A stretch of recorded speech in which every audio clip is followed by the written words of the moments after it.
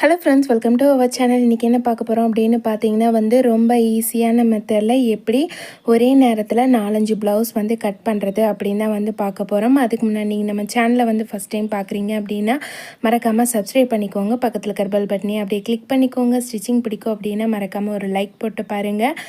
இதில் என்ன நான் பண்ணியிருக்கேன் அப்படின்னு பார்த்தீங்கன்னா 4-5 ப்ளவுஸ் நான் 4 ப்ளவுஸ் இப்போ நான் ஒட்டுக்கா போட்டுட்டு இந்த ப்ளவுஸ் பார்த்திங்கன்னா நமக்கு ஒவ்வொரு டைம் களைஞ்சு போயிடும், இல்லைன்னா கொஞ்சம் சுருக்கமாக வர மாதிரி இருக்கும், கிளாத் மடங்கி இருக்கும், அந்த மாதிரி நிறைய கம்ப்ளைண்ட் எல்லாமே வரும். அந்த மாதிரி கம்ப்ளைண்ட் வராமல் இருக்கணும் அப்படின்னா நான் ஃபஸ்ட்டு என்ன பண்ணேன் அப்படின்னு பார்த்தீங்கன்னா, ஆரம்பத்தில் நான் எப்படி கட்டிங் போட்டுட்டு இருந்தேன் அப்படின்னு பார்த்தீங்கன்னா, கட்டிங் போடுறப்ப பார்த்திங்கன்னா ஃபஸ்ட்டு பேப்பர் கட்டிங் தான் போடுவேன். பேப்பர் கட்டிங் போட்டு அது கரெக்டாக இருக்கா அப்படின்னு செக் பண்ணி பார்த்துட்டு அதுக்கப்புறம் அந்த கட்டிங்கை ப்ளவுஸில் போடுவேன்.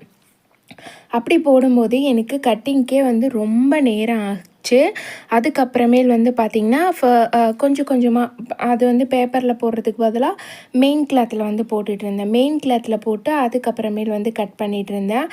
அப்புறம் யாராவது இப்போ ஒரு 4-5 ப்ளவுஸ் கொடுத்தாங்க அப்படின்னா அந்த 4-5 ப்ளவுஸும் ஒவ்வொரு டைமும் போட்டு போட்டு கட் பண்ணுவேன், அளவு போட்டு போட்டு கட் பண்ணுவேன். அப்படி கட் பண்ணும்போது நமக்கு இன்னுமே டைமிங் அதிகமாகும்.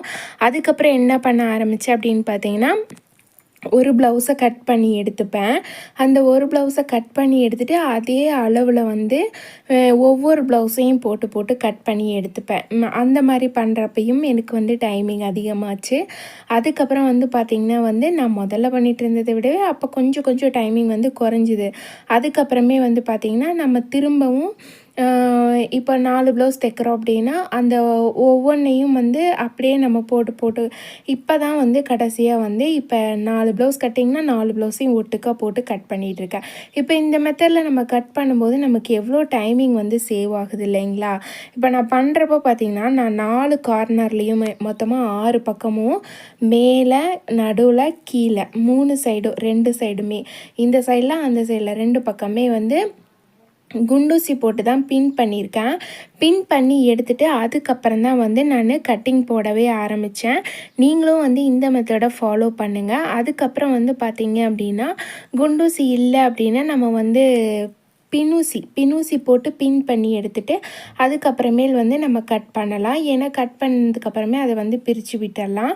நமக்கு அந்த மடிப்பு கலையாமல் இருக்கணும். அது அழகு போல் ஒன்றா நமக்கு எந்த இடத்துலையும் துணி தூக்கிக்காமலும் நல்லா நீட்டாக வரணும் அப்படிங்கிறதுக்காக தான் நான் இந்த மெத்தடை யூஸ் பண்ணுவேன். அதுக்கப்புறம் பார்த்திங்கன்னா நம்ம பின்னூசியும் இல்லை அப்படின்னா ஸ்டாப்லர் பின், டெய்லர் கடையில் ஸ்டாப்லர் பின் வச்சுருப்போம். அந்த ஸ்டாப்லர் பின் வச்சும் நம்ம 4 கார்னர்லேயும் பின் பண்ணிவிட்டு அதுக்கப்புறமே நீங்கள் கட்டிங் போட்டிங்க அப்படின்னா போட்டு அதுக்கப்புறமே நம்ம பிரிக்கும்போது அதை பிரித்து எடுத்துடலாம். அதுக்காக தான் சொல்கிறேன். நீங்கள் அந்த மாதிரியும் கட் பண்ணி பாருங்கள். அடுத்தது பார்த்திங்கன்னா நம்ம ஸ்டிச் பண்ணுறதுலே அதிக நேரம் கொடுக்கறது பார்த்திங்கன்னா கட்டிங்க்கு தான். கட்டிங் மட்டும் நம்ம படப்படன்னு பண்ணி வச்சிட்டோம் அப்படின்னா ஸ்டிச்சிங் ரொம்பவே ஈஸியாக இருக்கும். அதே மாதிரி ஒவ்வொரு ப்ளவுஸையும் ஒவ்வொரு தடவையும் நீங்கள் கட் பண்ணாமல் இப்போ நீங்கள் காலையில் எழுந்து நீங்கள் ஒரு 5-6 ப்ளவுஸ் தைக்கிறீங்க அப்படின்னா அந்த 5-6 ப்ளவுஸையும் ஒட்டுக்கா கட் பண்ணி வச்சுருங்க. கட் பண்ணிவிட்டு அதுக்கப்புறமே ஸ்டிச் பண்ண ஆரம்பிங்க. ஏன்னா நீங்கள் கட்டிங் பண்ணுறப்ப நமக்கு கொஞ்சம் தைச்சிட்டு திருப்பி கட் பண்ணுறப்ப சோம்பேறித்தனாக வாய்ப்பு இருக்குது. அதனால் கட்டிங் நீங்கள் எவ்வளோ ப்ளவுஸ் தைக்கிறீங்களோ அவ்வளோ ப்ளவுஸ் காலையிலே கட்டிங் பண்ணிடுங்க. ஏன்னா காலையில் டைம் கட்டிங் பண்ணும்போது நம்மளும் கொஞ்சம் எனர்ஜியாக இருப்போம். அதனால தான் இப்போ நம்ம கட்டிங் பண்ணிட்டோம் அப்படின்னா ஒரு அரை மணி நேரத்துக்கு கேப் கிடைச்சாலுமே அதை நம்ம ஸ்டிச் பண்ணி எடுத்துடலாம். இல்லைன்னா ஒரு ப்ளவுஸை நமக்கு அரை மணி நேரம் தான் இப்போ டைம் இருக்குது, எந்நேரம் போய் நேரம் ஒரு ப்ளவுஸை கட் பண்ணி அதுக்கப்புறமே எடுத்து ஸ்டிச் பண்ணுறது அப்படின்னு நினைக்கவும் நமக்கு நிறைய வாய்ப்பு இருக்குது. அதுக்காக தான் சொல்கிறேன். இப்போ நம்ம கட்டிங்கை முடிச்சு வச்சிட்டோம் அப்படின்னா ஃப்ரீ டைமில் இல்லை கரண்ட்டு போன டைமில் இல்லை நீங்கள் இப்போ நிறையா எனக்கு ஒர்க் இருக்குது அப்படின்னா ஃபஸ்ட்டு பார்த்திங்கன்னா நான் கட்டிங் ஒர்க்கை தான் ஃபுல்லாக முடிச்சு வச்சுருவேன். ஒரு நாளே ஆனாலுமே பரவாயில்ல அப்படிங்கிறப்ப ஒரு நாள் பூராமே கட்டிங் ஒர்க்கு மட்டுமே ஃபுல்லாக நான் முடிச்சு வச்சுருவேன். அப்படி முடிச்சிட்டோம் அப்படின்னா ஸ்டிச் பண்ணுறப்ப நமக்கு படன்னு சீக்கிரமாக நம்ம ஸ்டிச் பண்ணிடலாம். ரொம்ப ஈஸியாக இருக்கும். அது மாதிரி நீங்கள் ஒரு தடவை ட்ரை பண்ணி பாருங்கள்.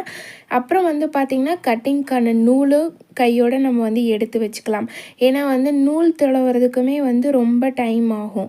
இப்போ நம்ம ஒரு ப்ளவுஸ் கட் பண்ணுறோம் அப்படின்னா ஒரு ப்ளவுஸை கட் பண்ணிவிட்டு அந்த ஒரு நூல் துளவுறதுக்கு நமக்கு ஒரு 5 நிமிஷம் 10 நிமிஷம் ஆகும். இப்போ இதே வந்து ஒரு 5-6 கட்டிங் பண்ணி வச்சுட்டு அதுக்கு ஒட்டுக்கா நம்ம நூல் எடுக்கிறப்ப வந்து பார்த்திங்கன்னா ஒட்டுக்கா ஒரு அந்த ஒரு 10 நிமிஷத்துக்குள்ளாரையே எல்லாத்துக்கும் தேவையான அளவுக்கு நம்ம வந்து நூல் எடுத்துருவோம். அந்த மாதிரி நீங்கள் வந்து பார்த்துக்கோங்க.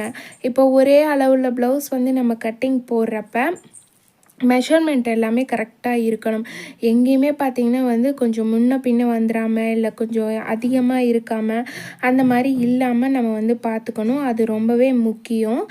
உங்களுக்கு வந்து ஒரு சில சம்டைம்ஸ் வந்து நீங்கள் இப்போ தான் புதுசாக கட்டிங் போடுறீங்க அப்படின்னா உங்களுக்கு அது வந்து கொஞ்சம் டவுட்டாக இருக்குது அப்படின்னா நீங்கள் ஃபஸ்ட்டு என்ன பண்ணுங்கள், ஒரு 2 ப்ளவுஸ் மட்டும் கட்டிங் பண்ணுங்கள். பண்ணிவிட்டு அதில் ஒரு ப்ளவுஸை ஸ்டிச் பண்ணி பார்த்துட்டு அதில் ஏதாவது ஆல்ட்ரேஷன் இருக்கா இல்லை பண்ணணுமா இல்லை கரெக்டாக இருக்கா அப்படிங்கிறத செக் பண்ணி பார்த்துட்டு அதுக்கப்புறமேலு வந்து மீதி இருக்கிற ப்ளவுஸ் எல்லாம் இன்னொரு ப்ளவுஸை வச்சு அப்படியே காப்பி பண்ணிக்கோங்க. ஏன்னா நான் இந்த மாதிரி மெத்தட் தான் யூஸ் பண்ணேன். எனக்கு ஒரு பயம் இருக்கும். அப்பயுமே வந்து நம்ம என்ன தான் கட்டிங் போட்டு பழகிட்டாலும் நம்ம கரெக்டாக ஸ்டிச் பண்ணி கட்டிங் போட்டிருக்கோமா இல்லை ஏதாவது தப்பு பண்ணிட்டோம்னா என்ன பண்ணுறது, இப்போ எல்லாத்துலேயுமே அதை சரி பண்ண முடியாது அப்படின்னு நினச்சிட்டு அப்போல்லாம் நான் என்ன பண்ணுவேன்னா ஒரு ப்ளவுஸை 2 ப்ளவுஸ் போட்டு அதில் 1 தைச்சி வச்சுட்டு அது கரெக்டாக இருக்கா அப்படின்னு எல்லாத்தையுமே அளவு வச்சு செக் பண்ணி பார்த்துட்டு அதுக்கப்புறமேல் தான் வந்து அதை வச்சு இன்னொன்று காப்பி பண்ணி நான் வந்து போட்டுப்பேன். அப்படி போடும்போது நமக்கு வந்து கொஞ்சம் எடுத்தோடனே நம்மளால் வந்து ஒட்டுக்கா எல்லாமே பண்ணிட முடியாது. ஏன்னா என்கிட்ட பார்த்திங்களா எவ்வளோ மாற்றங்கள் இருக்குது அப்படின்னு. ஃபஸ்ட்டு நான் பேப்பர் கட்டிங் போட்டு அதுக்கப்புறமேலு ஒரு ப்ளவுஸ் தனித்தனியாக ஒவ்வொரு ப்ளவுஸாக கட்டிங் போட்டு அதுக்கப்புறமேலு ஒரு ப்ளவுஸை கட்டிங் போட்டு அதை வச்சு மீதி ப்ளவுஸ்லாம் ட்ரேஸ் ஒர்க் எடுத்து அதுக்கப்புறம் இப்போ தான் நான் வந்து எல்லா ப்ளவுஸஸுமே வந்து ஒட்டுக்கா கட்டிங் போட்டு பழகிறேன். இதுவும் பார்த்திங்கன்னா வந்து இப்போ இது நம்ம சாதா ப்ளவுஸு ஒட்டுக்கா கட்டிங் போட்டாங்களா, இதே மாதிரி லைனிங் ப்ளவுஸ் நீங்கள் தைக்கிறீங்க அப்படின்னா லைனிங்கும் வந்து இதே போல் நீங்கள் ஒன்று போல் 4-5 இதையும் ஒட்டுக்கா போட்டு கட் பண்ணி எடுத்துக்கோங்க.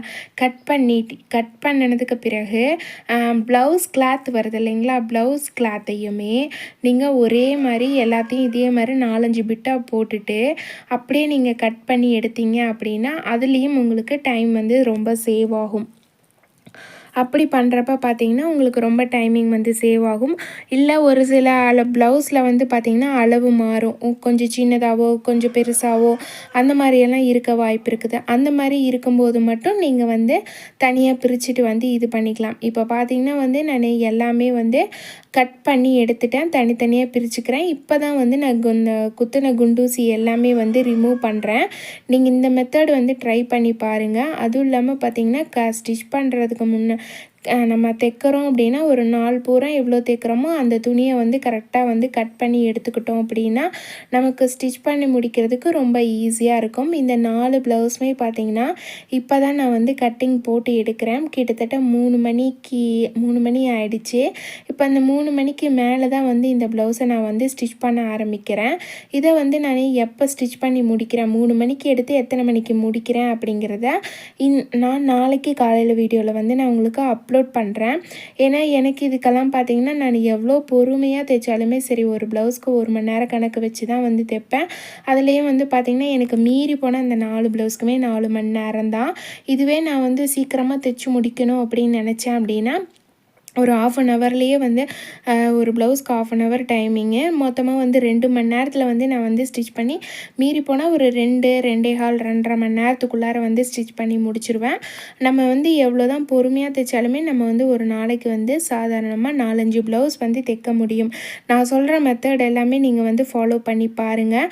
ஒரு ப்ளவுஸை எடுக்கும்போது அந்த ப்ளவுஸை இந்த டைமுக்கு எடுத்து இந்த டைமுக்கு முடிக்கணும் அப்படிங்கிற ஒரு எண்ணத்தை ஃபஸ்ட்டு நீங்கள் வச்சுக்கோங்க. நீங்கள் தைக்கும்போது உங்களோட முழு கவனமும் அந்த ப்ளவுஸ் மேலே தான் இருக்கணும். கட்டிங் பண்ணும்போது முழு கவனமும் அது மேலே தான் இருக்கணும். அப்படி இல்லை அப்படின்னா ஏதாவது மிஸ்டேக்ஸ் வரதுக்கு வாய்ப்பு இருக்குது. அதை ஃபஸ்ட்டு நீங்கள் வந்து பார்த்துக்கோங்க. நீங்கள் கவனம் சதறிச்சு அப்படின்னா அதில் ஏதாவது தப்பு பண்ணிடுவீங்க. இந்த வீடியோ பிடிச்சிருந்ததுன்னா மறக்காமல் ஒரு லைக் போட்டு பாருங்கள். தேங்க்ஸ் ஃபார் வாட்சிங் ஃப்ரெண்ட்ஸ்.